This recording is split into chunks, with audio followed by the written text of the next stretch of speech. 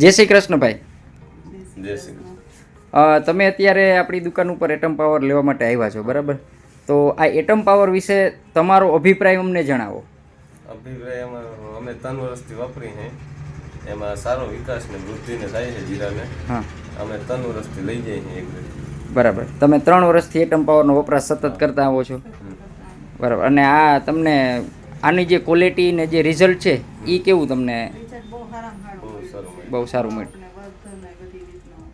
બરાબર. અને અત્યારે તમે કેટલું લઈ જાઓ છો આજે? 6 કિલો.